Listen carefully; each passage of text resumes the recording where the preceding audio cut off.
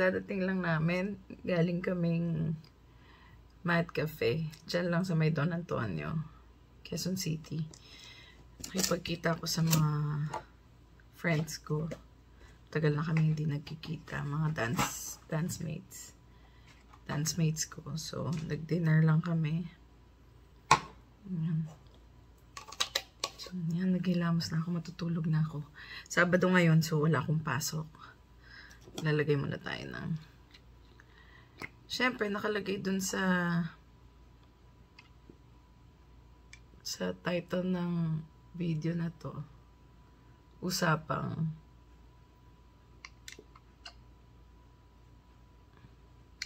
virtual work from home. Ayan. So, magbibigay ako ng mga... Bakit ako magbibigay ng mga tips? Ano ba ang alam ko? Working from home. Well, almost 10 years na rin akong working from home. And virtual assistant ako ng isang company. Ang pinaka-position ko is transaction coordinator sa real estate sa US.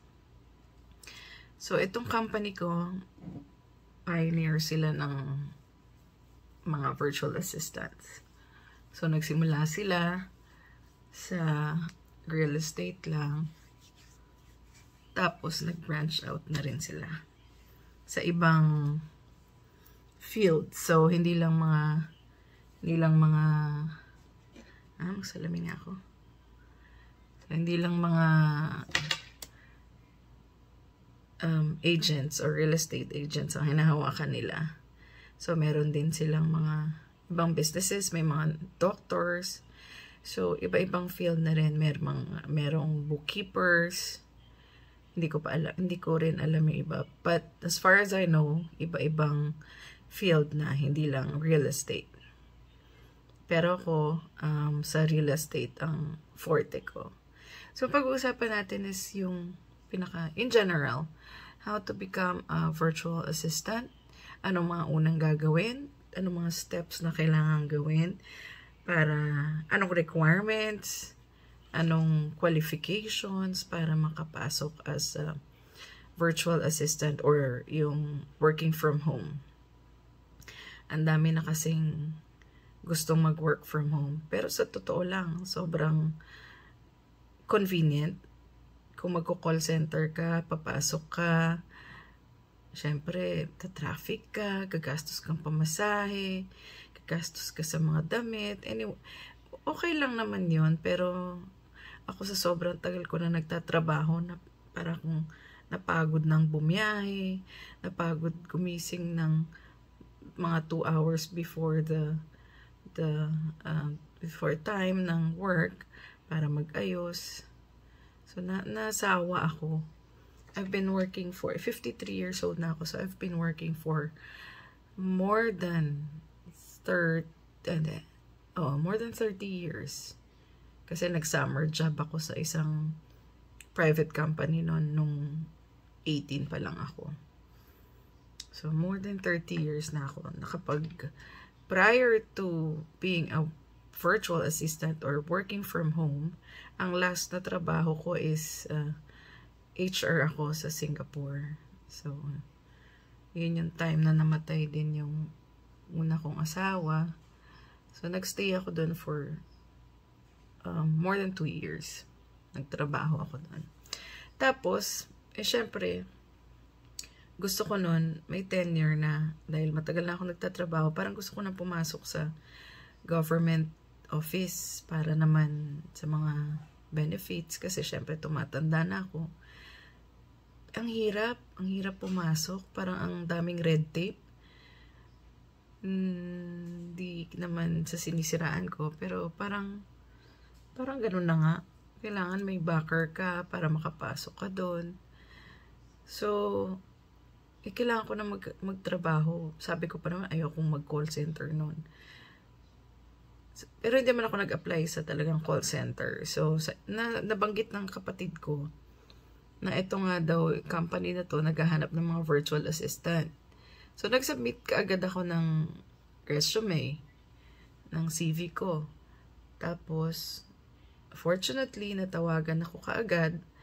And the next day, naisalang kaagad ako sa training. Hindi ko matandaan kung 7 or 10 days. Tapos, ang starting pa noon, year 2014, ang starting ko noon is parang $5 per hour. Yun yung pinaka-starting ko noon. Pero ngayon na alam ko, ang starting nila is $800 per month na eh. So, parang ako noon nasa 600 lang or 500 plus. So, ayun, fortunately, nakapag-training ka agad. Tapos, hindi ko lang matandaan ko ilang days, 7 or 10. Hindi nalalagpas ng 10 days. Pagkatapos nun, na-interview ko agad ako ng client. Swerte lang talaga. Hindi ako nag-antay ng matagal. Mga after 1 day, may interview akong client. Tapos, na-hire ka agad ako. So, yung first client ko na yun, 6 years kong client sa real estate. So, ako yung pinaka-assistant niya. Siya ang nagturo sa akin ng lahat ng start kung paano ang pagiging transaction coordinator sa real estate. So, maraming klase ng assistant sa real estate. Merong mga TC, yun nga yung transaction coordinator, listing coordinator, merong ISA, yung inside sales assistant, yung tinatawag. Tapos merong yun yung appointment setter, meron yung general admin, meron yung basta mga back office. So, ako, ang start ko is general VA. So, all around ang trabaho ko nun. Pero dahil ako nga lang yung staff niya, bukod sa accountant niya, of course, naturuan niya ako kung paano, slowly, naturuan niya ako paano maging transaction coordinator. So, anong mga tips, anong requirements para makapag-apply? Of course, merong company kasi na merong company na tumatanggap kahit undergraduate. So, marami akong kilala ang undergraduate na nakapasok din as virtual assistant and working from home. And ang pinaka number 1 lang dito is, of course, especially kung ang mga clients is are foreigners, syempre, kailangan mong marunong umintindi at magsalita ng English. Yun yung number 1. Kasi sa interview pa lang, i-assess ka nila kung kaya mong makipag-converse in English. So, plus din yung pag may, of course, call center experience ka. Sabi nila, plus daw yun. Ako talagang wala akong experience. Wala akong experience sa real estate. Wala akong experience sa call center. Pero marami akong work experience. So, siguro dahil sanay na ako sa mga interviews, madali akong na-hire. So, ang interview naman kasi iba-iba eh. But, mostly, ang tanong dyan, tell me something about yourself. Pag totoo ka naman sa sarili mo na yung wala kang tinatago. So, spontaneous lang yung pagsasalita mo. Sabihin mo lang yung personal life, yung work background mo, history mo, and then, isa pang regular sa tanong sa interview is, where do you see yourself 5 years from now or 10 years from now? Siyempre, pag tinanong ka ng ganon, meron ka dapat goal. Ano bang goal mo pag pumasok ka ng trabaho? Ang goal mo ba, hanggang dyan ka na lang? Or siyempre gusto mong maangat ka, ma-promote ka? So, yung mga tipong ganon, medyo i-exage mo yung mga pangarap mo during the interview. Pero hindi mayabang. Yun. So, asan na ako? Nawala na ako.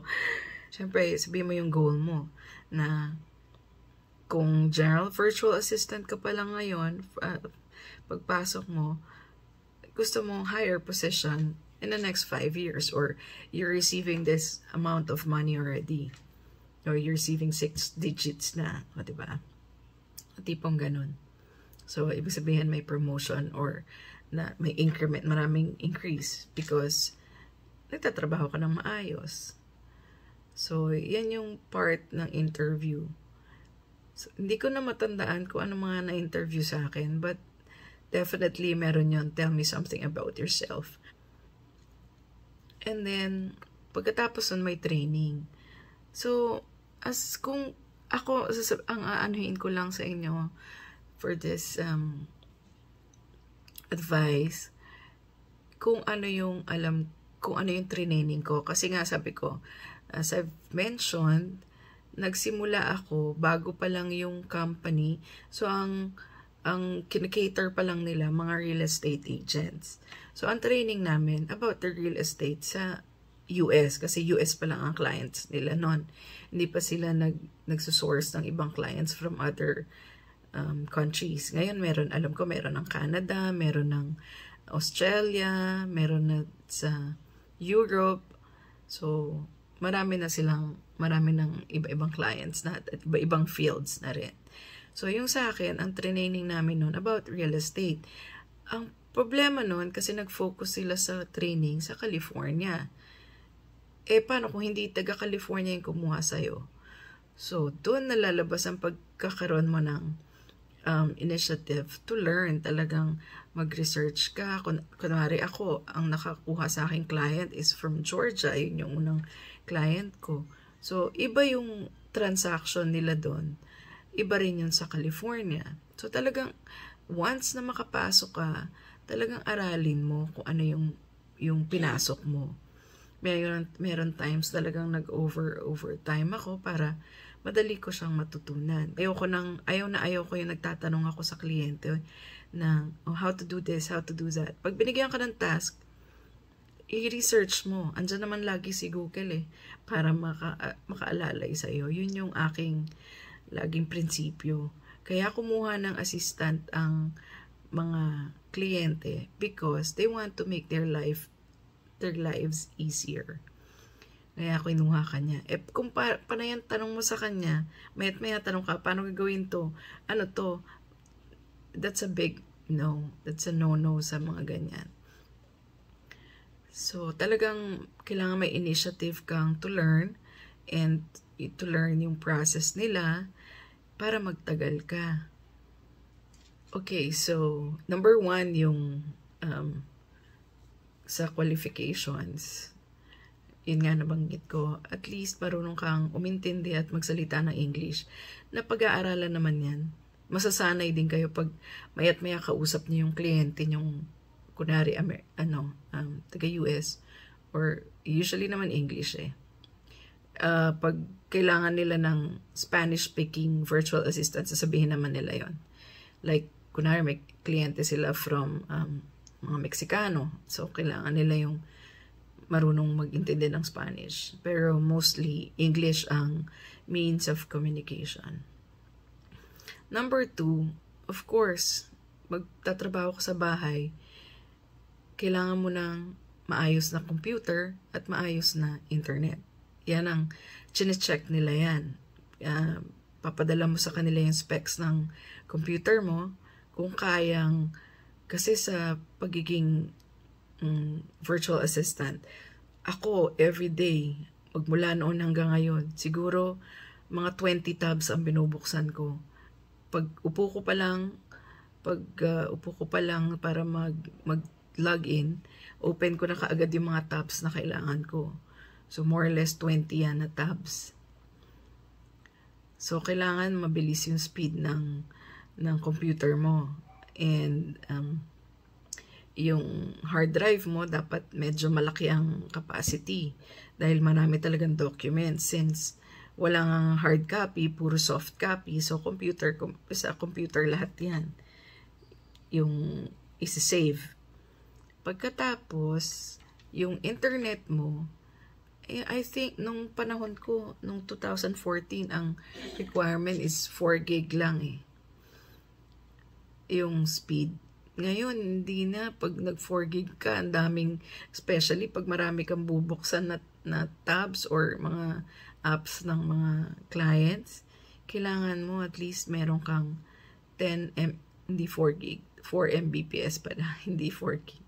4 Mbps lang yung unang requirement nun. Ngayon at least meron ka atang 10 Mbps or 20, hindi ko matandaan. So, kailangan mo talagang puhunanan niya mga yan. Hindi nila tinatanggap ang mga mag-work using cellphones or tablets lang. So, kailangan, kasi ipapakita, isasubmit mo yung specs ng laptop mo or yung PC, personal computer mo.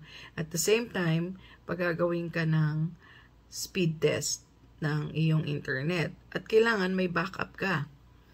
Yung madali na yun. May backup ka na internet. Madali nang gawa ng paraan yun. If you know what I mean.